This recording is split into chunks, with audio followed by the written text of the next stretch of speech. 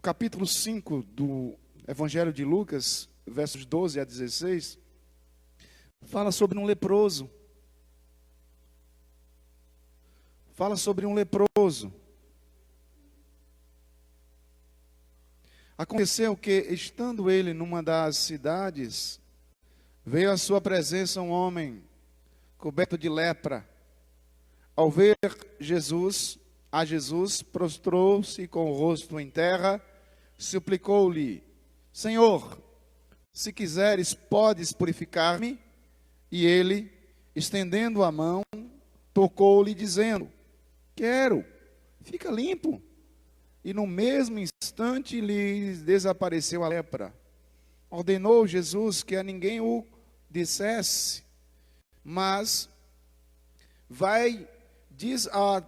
disse: mostra-te ao sacerdote e oferece pela tua purificação sacrifício que Moisés determinou para servir de testemunha ao povo.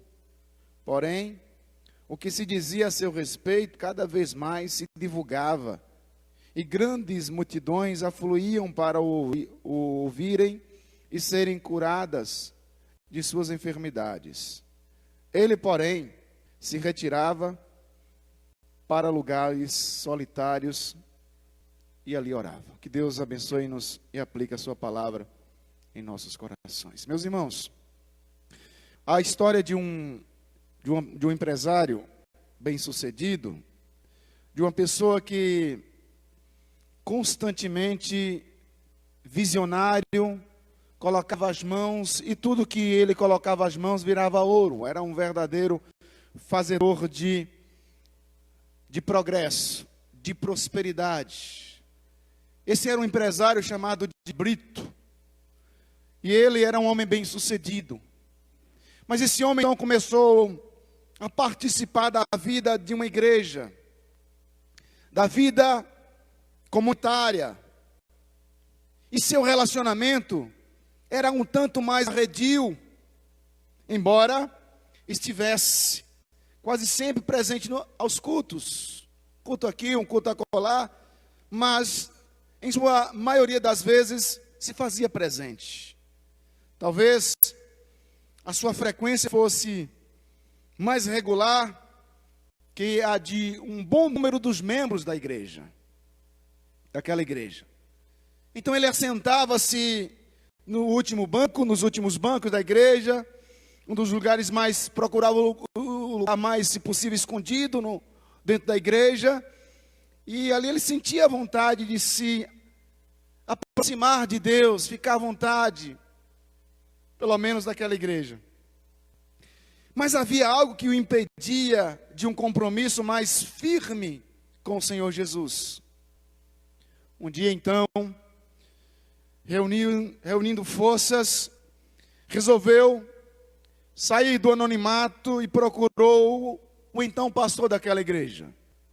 Foi um momento muito delicado para aquele moço chamado de Brito, mas então ele reuniu a todas as forças possíveis e impossíveis e resolveu então dialogar, conversar, externar todas as suas dificuldades. Temia então o julgamento, temia a condenação. Era um respeitado membro da sociedade e não queria que alguém o analisasse por qualquer outra razão, porque ele se mostrava um homem extremamente benquisto moralmente pelos cidadãos daquela cidade. Seu problema, então, envolvido com diversas ramificações empresariais, envolver-se em negócios que estavam para lá de sujos. Seu problema, cada vez mais profundo, onde houve sucessivos acordos comerciais esdrúxulos, e este homem estava envolvido em uma série de adultérios com várias mulheres de diferentes cidades. Ainda que fosse um homem respeitável naquela sociedade, ninguém soubesse de suas aventuras, de seus negócios.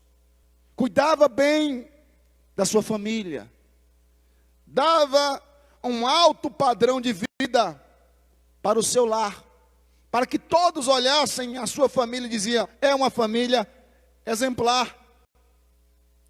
Seu pecado o corroía por dentro, estava de fato comendo a sua consciência por dentro, mas não tinha forças para quebrar tal paradigma de hipocrisia. Naquele dia, então ele abre o coração e pergunta ao pastor de uma maneira um tanto emocionado e diz: será que Deus pode aceitar alguém como eu? Será que Deus se interessa por alguém com a vida como a minha, tão dúbia e cheia de máscaras? Será que posso ser um cristão autêntico, pastor? Ali encontrou um pastor que o aconselhou de forma amorosa, cuidando-lhe de todos os seus ferimentos, demonstrando de uma maneira coerente e bíblica a graça de Deus. Então, naquela noite, o Brito foi absolvido e restaurado. Ele então compreendera que Deus estava interessado em restauração, que Jesus havia morrido por ele e pelos pecados dos seus eleitos, e que pelo sangue de Cristo ele poderia ser purificado. Aquele homem vibra, aquele homem agora não mais acusado pela sua consciência, ele vibra em saber que agora o Filho de Deus o recebe, como nós cantamos, recebe um pecador, recebe um pecador.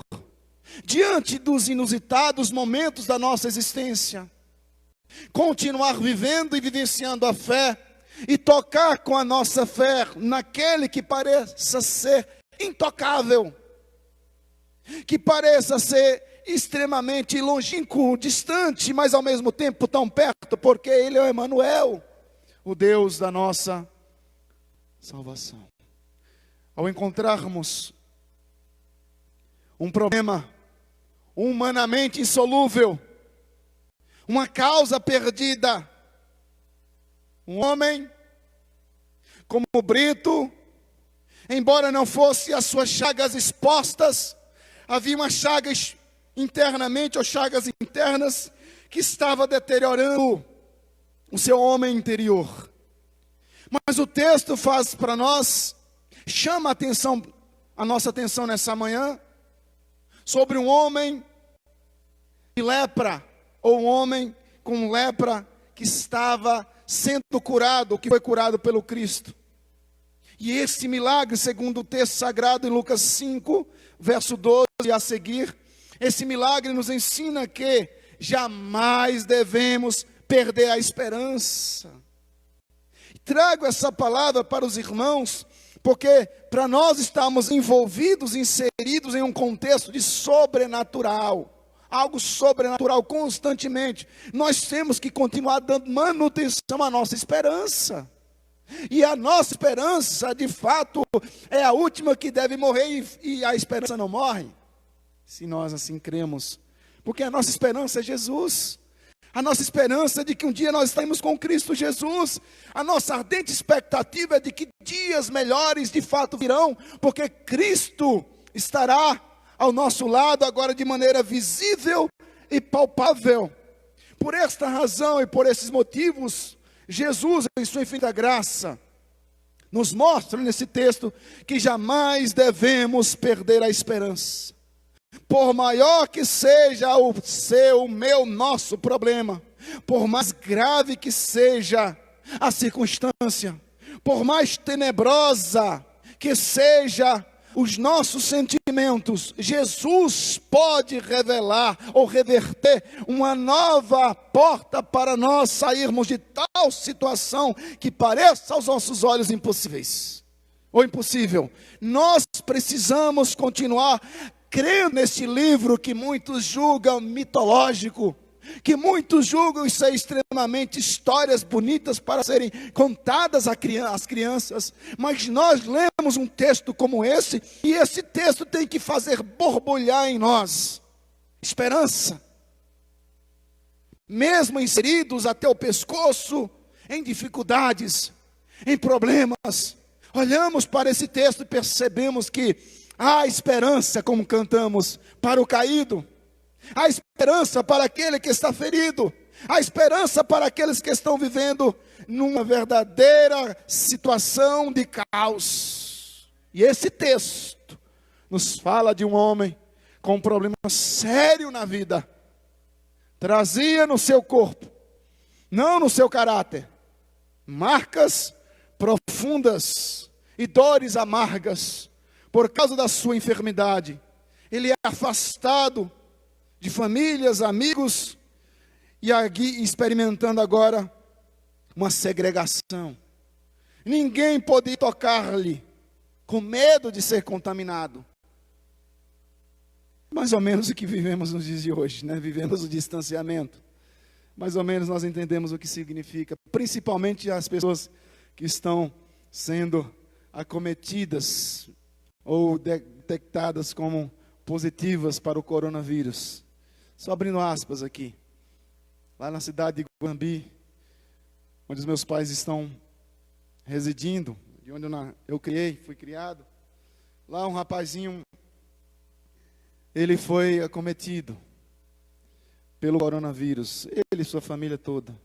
O pai veio a óbito porque o pai tinha problema cardíaco. É a única morte que tem registrada numa cidade de quase 100 mil habitantes, 90, alguma coisa, enfim. Mas quando ele foi curado, passou os 14 dias, ele saía na rua, e as pessoas diziam: ei, corona! E ele olhava: corona! Ei, corona! E apelidaram o menino de corona. Um adolescente chegava em casa, segundo mãe, dizia que ele não estava aguentando. Mãe, todo mundo me chama na rua, mãe, de corona, mãe. O menino estava prestes a surtar. É mais ou menos o que nós entendemos quando o leproso ele apresentava-se naquelas regiões onde havia gente. Ele tinha que dizer: leproso passando, leproso passando, olha, leproso. E quando muitos se aproximavam, as pessoas atiravam pedra. É um preconceito muito grande, velado ou escancarado. Imagine um adolescente que teve o seu pai morto. E agora tem que carregar esse estigma de corona. Quem vai tocar? Quem vai tocar ou quer tocar numa pessoa que tem Covid? Meus irmãos, a pessoa, ela já tem todo o drama na sua psique. Será que eu vou morrer? Será que eu vou morrer? E ainda há um preconceito muito grande da sociedade, e as autoridades tentam quebrar isso, tentam divulgar alguma campanha publicitária dizendo: gente, não precisa. E aqui em Utinga nós experimentamos isso. Quando aqueles rapazes foram positivados que vieram de Salvador para consertar o Banco do Brasil, nós descemos aqui depois de uma escola dominical. Ceci Virgínia e o doutor Genivaldo encontramos o gerente do banco. Ele diz assim: pastor Márcio, eu não estou aguentando. Eu tive que colocar vigia lá na porta. E eu procurei casas para alugar e ninguém queria alugar uma casa para colocar os rapazes. Um preconceito. É claro que nós tememos a doença, sim. Embora eles estavam sintomáticos, sim. Mas a população não queria alugar uma casa para eles. Isso trouxe uma série de complicações para o gerente do Banco do Brasil. Profundas dores, amargas dores, por causa da enfermidade, ele foi afastado, ele foi isolado, ele é colocado agora num isolamento familiar, um isolamento de amigos, isolamento social. Imagine! Nós não estamos falando de Covid, mas é basicamente, paralelamente, circunstancialmente iguais. Ninguém podia tocar ali com medo da contaminação. E as pessoas até tinham pena dele, mas a lei era clara: isole-o, deixe-o morrer. Ninguém podia tocar nenhum leproso. E uma das coisas mais terríveis acerca da lepra era o isolamento e o preconceito. O leproso deveria dizer, como eu disse, impuro, impuro, porque por onde quer que ele passasse, tinha que morar separado dos seus familiares. Os resultados psicológicos eram tão pesados quanto os físicos, e as pessoas tornavam-se doentes de mente, tanto quanto do seu próprio corpo, ao ponto de que havia um índice muito grande de suicídio entre os leprosos da época. Eles não aguentavam. Imagine um homem que era comerciante, pai de família, um homem ativo, enfim, um trabalhador rural, enfim, ativo, e de repente lepra. Para tudo! Que problema na sua psique. Eles não aguentavam. E essa doença era associada à culpa. Era associada com a vergonha. E era associada ao castigo, dizendo assim: por que Deus me castigou com isso? Por que eu estou sendo castigado com isso? Então, por causa da pressão, muitos se suicidavam. O que eu quero trabalhar com os irmãos é como nós temos vivido dias difíceis. Saiu agora, recente, TV Bahia lançou Conversa de Preto. Porque nos Estados Unidos, policiais brancos mataram de maneira um tanto grotesca, brutal, um homem negro. Isso lá é muito comum, embora não deve ser, porque já teve tantas mortes e dificuldades. O que faz um homem melhor do que o outro? A sua cor de pele? Não, o caráter. Mas sempre vira e mexe, nós voltamos a esta conversa, porque nos nossos dias há de fato, não mais velado em uns lugares, outros mais escancarados, essa situação de preconceito. E eu quero trabalhar isso graças ao bom Deus, que a igreja de Cristo Jesus, ela sabe tratar o amarelo, ela sabe tratar o preto, ela sabe tratar o branco, ela sabe tratar o marrom, o azul, o cor de abóbora, enfim o verde, porque nós precisamos em Cristo Jesus sermos daltônicos para a glória do Senhor Jesus Cristo. A igreja tem que estar acima de qualquer preconceito, sabendo que alguém foi acometido por algum tipo de doença, embora seja contaminante ou transmissível. Liguemos, conversemos, falemos da graça de Cristo, porque a igreja de Cristo Jesus, ela é tomada, vivenciada, alicerçada e arraigada num só sentimento, o sentimento do amor recíproco de um para com o outro, porque aqueles que estão em Cristo são novas criaturas. As velhas coisas do velho homem se passaram, e eis que tudo se fez novo. E é assim que Jesus Cristo faz. Jesus Cristo é o quebrador de paradigmas. O resultado é assim que ele encontra esse homem, o homem do texto, capítulo 5, verso 12. Quanto peso, quanta dor. O resultado psicológico é isso. Tão pesado quanto as dores do seu físico são as dores no seu psique. As pessoas estão adoecendo, ele está doente, e as pessoas estão adoecendo. Como estão adoecendo nos nossos dias? A lepra era algo extremamente incurável. Meus irmãos, capítulo 5, verso 12, ele olha para si e diz, ao encontrar-se esse homem com Jesus, sua autoestima é tão baixa, mas é tão baixa que ele se aproxima de Jesus, já revelando o seu sentimento de rejeição. Eu não quero ficar limpo. Se queres, verso 12, aconteceu que estando ele numa das cidades, veio à sua praça um homem coberto de lepra, ao ver a Jesus, prostrou-se o rosto em terra, suplicou-lhe: Senhor, se quiseres, pode. É o Senhor que quer, não é eu não tenho mais vontade, não tenho mais desejo, eu não tenho mais nada. Eu sou um farrapo humano, eu sou uma tira de insignificância, Senhor, não sou nem um retalho inteiro, sou tiras de pedaços podres de um ser humano. Se o Senhor quiser, o Senhor pode me curar, Senhor. Se quiseres, pode purificar-me, Senhor. Não é o meu desejo, porque desejo já há muitos anos, há muito tempo não tenho, porque já desceu, já foi ralo abaixo, uma autoestima baixa, um homem que vive agora simplesmente por viver, esperando a hora da morte, na antessala da morte, uma alma em desespero, socialmente excluída e rejeitada. E o verso 12, diz o texto que ele veio, esse homem com lepra, e Lucas faz questão de dizer que ele está coberto, ou seja, num estágio adiantado da lepra. Não tem mais o que se fazer. Imagine tal situação. Nós não conhecemos um leprosário, mas eu lembro de uma história que o reverendo Hernandes, ele conta em um de seus livros. Ele diz que quando era aluno em um seminário do SPS lá em Campinas, São Paulo, ele visitou um leprosário. Ele sempre falava da graça de Cristo, do amor de Cristo.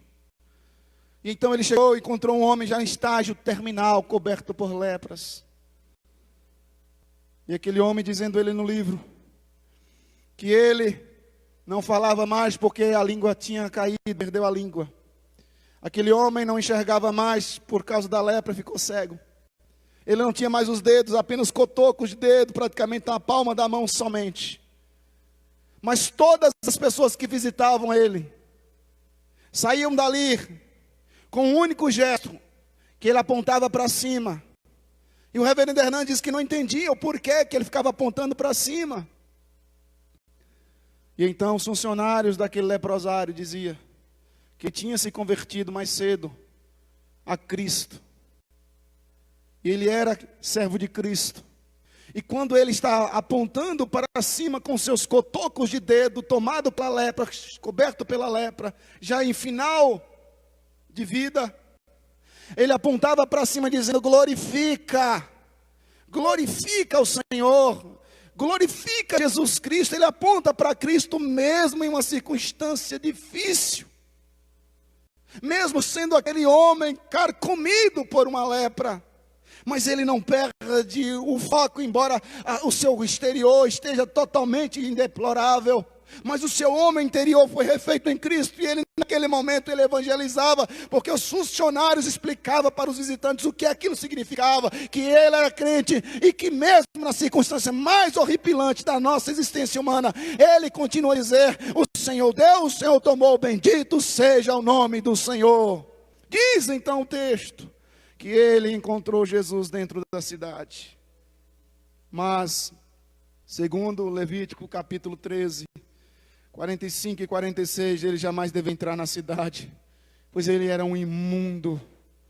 Mas esse homem desesperado, ele já estava definhando, e o seu estágio era terminal, praticamente daqui a alguns dias certamente ele morreria. Ele falou: se eu não morrer pelas mãos dos cidadãos dessa cidade, eu vou ter. E ele sai e entra na cidade, correndo todos os riscos possíveis e impossíveis. Ele então desrespeitou o regulamento para encontrar com Jesus. Se quiseres, pode. Ele pede para ser alvo da misericórdia. Ele pede para ser alvo da graça de Jesus. Eu quero ser um recipiente do poder curador do Filho de Deus. É isso nas entrelinhas que ele está dizendo: Senhor, eu quero ser um recipiente da tua graça e da tua misericórdia. Senhor, não suporto mais. Verso 13. E ele, estendendo a mão, tocou-lhe dizendo: quero, fica limpo. Esse verso 13 é lindo. Ele é lindo. Explico para os irmãos. resposta mais direta não poderia existir. Jesus tocou o imundo e pela primeira vez, talvez em décadas, em anos, alguém lhe toca. Alguém não teve medo dele de pegar a sua enfermidade. Talvez durante anos não tivesse mais o toque de ninguém. Jesus apenas não o tocou.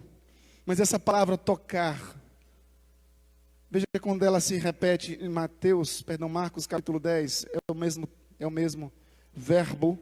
Marcos 10, verso 13 e 16, é o mesmo verbo. Então lhes trouxeram, Marcos 10, 13. Então lhes trouxeram algumas crianças para que as tocasse.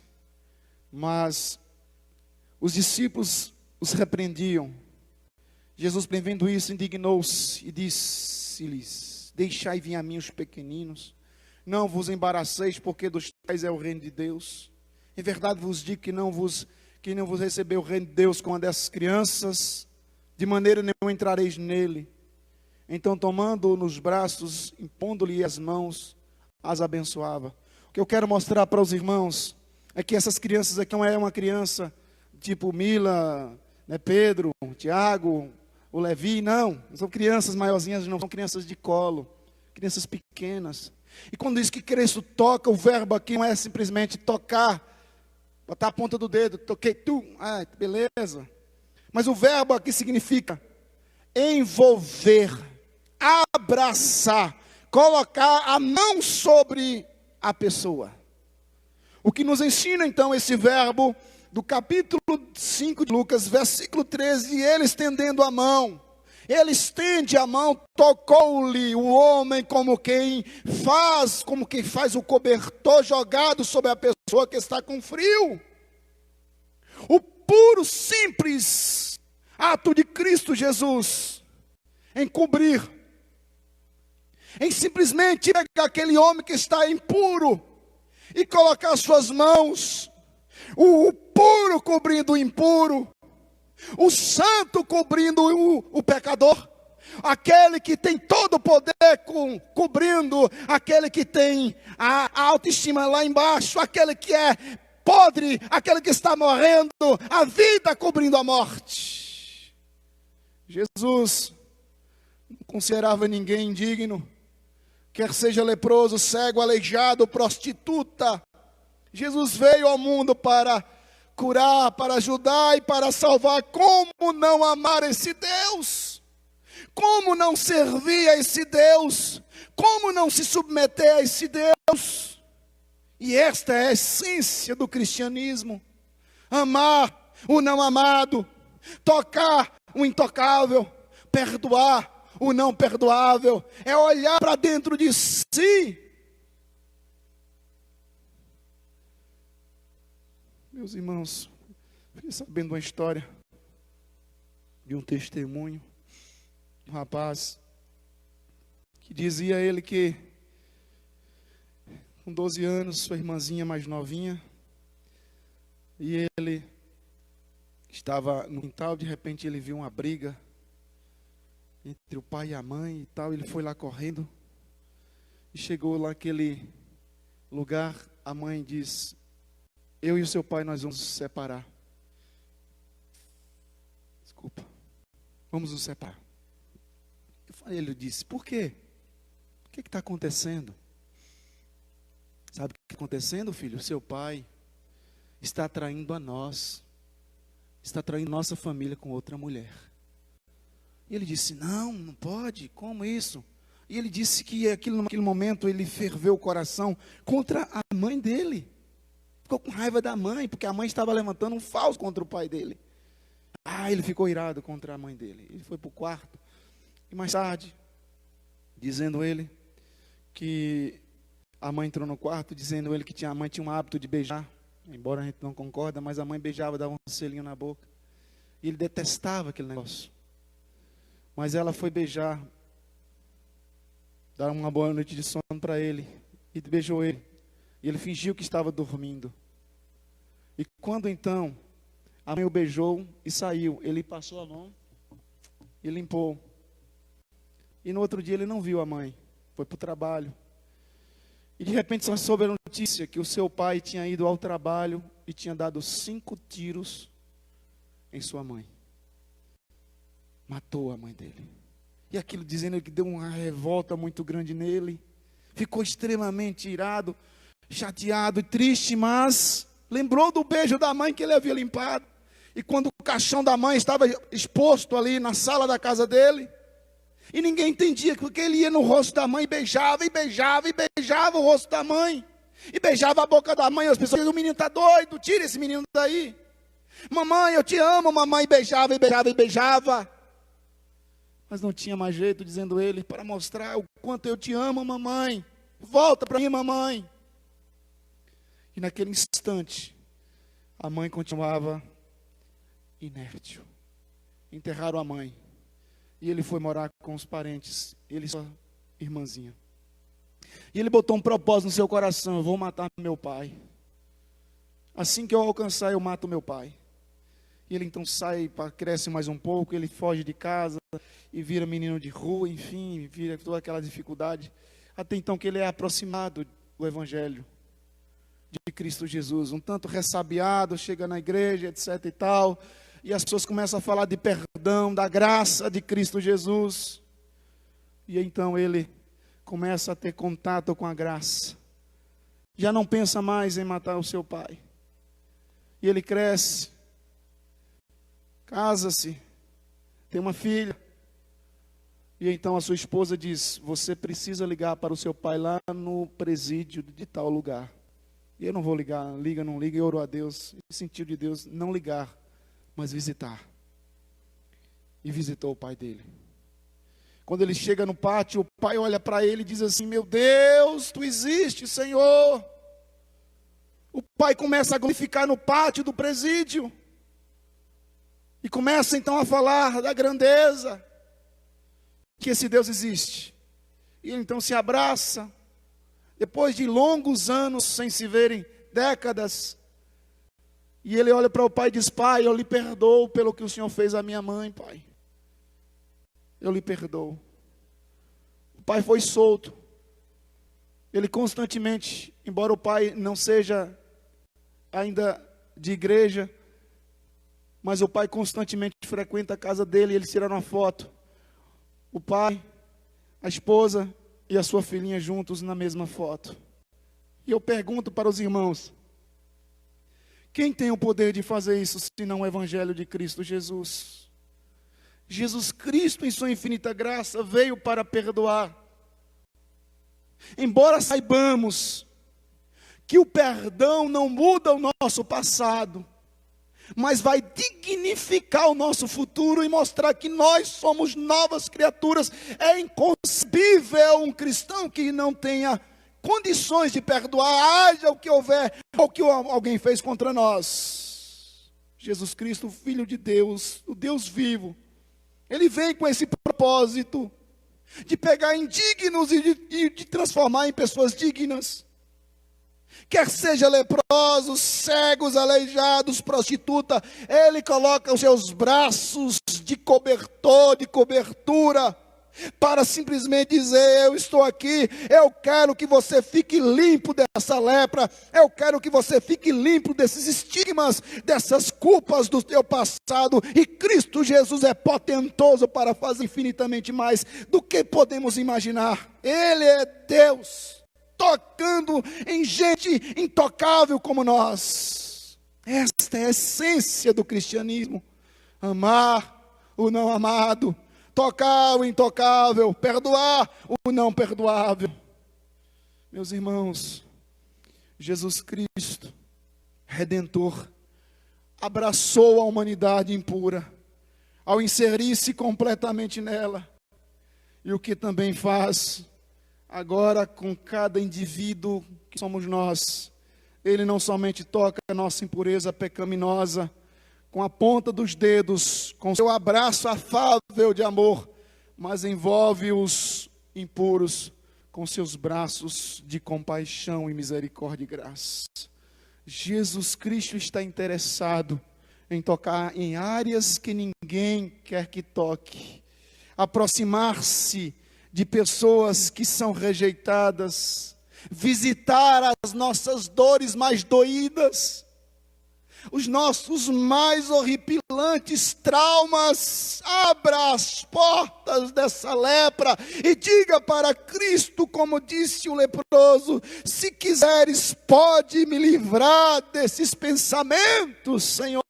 Se quiseres, pode purificar-me de tais traumas, tirar isso do meu coração, Senhor. Tu és o santo, o perfeito e o justo Deus. O sistema religioso da Índia é fundamentado nas castas espirituais. E as pessoas já nascem com as marcas herdadas dos seus familiares, pela herança que recebem. A casta mais baixa é chamada de intocáveis, ou intocável, os Dalits, porque ninguém pode se aproximar de tais pessoas impuras. São consideradas imundos. E recentemente, alguns missionários foram despertados por Deus para pregar o evangelho para esse tipo de gente, para esse grupo de pessoas segregadas socialmente. O resultado tem sido fantástico, porque o evangelho chega a essas pessoas dizendo que o Senhor Yahvé, que o Senhor Jesus não tem favoritos, e que todos são convidados igualmente a virem a Ele, independente da cor, independente da condição financeira, independente da casta. Cristo nos ama, Cristo nos chama, Cristo quer a nossa companhia. E isso tem sido fantástico. O resultado tem sido mais de 500 mil Dalits tem sido dobrado e convertido ao cristianismo através dessa rejeição social. E o evangelho então abraça, dizendo: aqui nós o recebemos, aqui nós o aceitamos como vocês são, tocando em intocáveis. Deus, em sua infinita graça, quer nos livrar do peso de nossas rejeições históricas, agruras históricas. E a pergunta deste leproso traz implicitamente o sentimento de uma pessoa rejeitada: se quiseres. E tem muita gente que não está realmente certa de que Deus vai se interessar por um projeto tão falido quanto a sua vida. E Jesus Cristo se interessa por um projeto falido chamado Márcio. Porque eu era falido, estava derrotado. E em Cristo Jesus, em sua infinita graça, me transformou, como tem transformado tantos quantos aqui estão também nesta manhã. E tem muitos, meus irmãos, que devem ouvir, que estão falidos, estão fadados ao fracasso, mas enquanto Cristo não entra na sua vida, eles estão no fracasso. Mas a partir do momento que Cristo entra, tudo se faz novo. Qual deve ser a nossa resposta para essas pessoas? Quando nós, o Senhor Jesus Cristo, pega falidos como nós espiritualmente falando, qual deve ser a nossa resposta? Para a gente concluir. E esse texto não fala apenas do que Deus faz, mas aponta de uma maneira muito bela a forma como devemos responder a esse amor infinito de Deus por nós. Jesus, depois de ter tocado, segundo o texto, a esse homem, e mostra qual deve ser a nossa resposta de gratidão e amor pelo que Deus fez em seu Filho por nós. A primeira coisa que Jesus Cristo aponta para ele, mostra para ele, desenvolva uma atitude de gratidão. Não se esqueça do que Deus fez. Isso aqui tem a ver com memória. Quando então o texto diz assim: vai, ordenou-lhe Jesus, que ninguém dissesse. Mas, verso 13, e ele estendendo a mão, tocou-lhe, dizendo: quero ficar limpo. E no mesmo instante desapareceu a lepra, e ordenou Jesus que a ninguém o contasse ou dissesse, mas vai, disse, mostra ao sacerdote, e oferece pela tua purificação, sacrifício que Moisés determinou para que servisse testemunho ao povo. Desenvolva uma atitude de gratidão. Vá mostrar ao sacerdote. Volte à casa do Senhor em todo o tempo da sua existência. Nunca deixe a sua memória esquecer o que Deus fez por você. Um falido, um indigno. E hoje estamos aqui, não pelos nossos méritos, mas pelos méritos de Cristo. Desenvolva uma atitude de gratidão. Corremos o risco de sermos abençoados por Deus. E nem ao menos nos lembramos de tudo que Ele tem feito por nós. Há uma amnésia espiritual muito grande. E tal experiência cai no arquivo morto. No arquivo morto das nossas vidas. E Jesus Cristo vai mostrar o sacerdote. Segundo, Jesus ensina a este homem o sentido da adoração. Oferece pela tua purificação que Moisés determinou. Verso 14. Adoração como a resposta aos atos soberanos de Deus. Não para manipular a Deus, não para barganhar com Deus, não para conseguir o seu favor, mas como uma resposta do meu amor para com o meu Deus.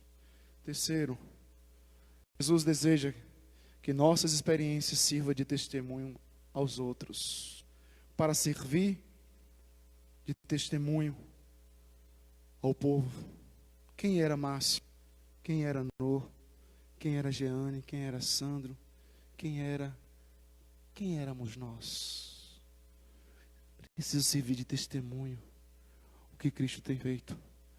E qual é a importância desse testemunho? Ele leva esperança e fé para os outros que passam pela mesma situação, ou semelhante situação que a nossa. E ao testemunharmos, falamos da experiência de um Deus vivo, não de uma abstração, nem de um conceito sobre Deus, mas de uma realidade de Deus. A realidade que existe o Deus Emanuel. E esse texto aponta para algo maior, porque todo milagre do Evangelho aponta para algo mais profundo, revela verdade maior. O leproso clama por purificação, que é um termo mais religioso que médico. Eu quero ser purificado, eu não quero ser curado, eu quero ser purificado. Revela a sua necessidade de um toque, de que Deus vá além da sua dor física, mas que Ele entre nas suas incertezas espirituais, na grande interrogação da sua vida espiritual. Ele clama pela purificação de sua alma. Jesus Cristo tira o pecado do mundo de uma maneira belíssima. E eu concluo, meus irmãos, nessa manhã. Depois dessa obra maravilhosa, Jesus retira-se. Capítulo 6, versos 15 e 16.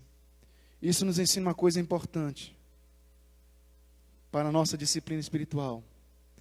Jesus nunca abandonou gente, indivíduos que estão sendo afligidos pela dor, pelos dramas de suas histórias, por mais que sejam macabras ou não, pelo duro embate da vida, pela marca do sofrimento.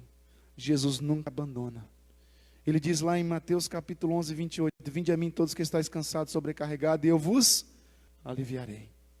Se você está cansado nessa manhã, está sem esperança, olhe para a vida desse leproso, um homem sem esperança, um homem falido, frangalhos, apenas um projeto de gente, mas Cristo entra lhe dando esperança. Se você ou eu, nós precisamos ser tocados por Deus em alguma área específica que você nunca quis contar, como o Brito que nós falamos no início dessa fala, dessa pregação. De repente somos nós que precisamos fazer com que a máscara caia e choremos diante de Cristo Jesus. Talvez seja a nossa incredulidade, talvez seja a nossa dúvida, talvez seja a dureza do nosso coração, dificuldade de nos rendermos mais aos pés de Cristo. Talvez você ou eu, nós saibamos que não existe outra opção para as nossas vidas, a não ser nos rendermos a Jesus. Mas você continuamente, ou eu, de repente, continuamente, ainda resisto, procuro a me resistir ao santificar, vivo uma vida mais religiosa, até o último round. Talvez seja o seu coração desesperadamente desencorajado. Você tem que orar dizendo ao Senhor: se quiseres, pode purificar-me desses pensamentos, Senhor, desses sentimentos, Senhor, dessas ações, Senhor. Me purifica, Senhor. Talvez estejamos sentindo desespero em relação à situação moral. Digamos a Deus: se quiseres, pode purificar-me, Senhor. E com certeza Ele vai dizer, e no mesmo tom: quero, Márcio. Quero, Márcio. Fica limpo, Márcio. E aí, Hebreus capítulo 12, verso 14: seguir a paz com todos e a santificação, a limpeza, sem a qual nós não veremos a Deus. Que o Senhor nos purifique de todos os males possíveis e impossíveis para nós. Oremos ao Senhor.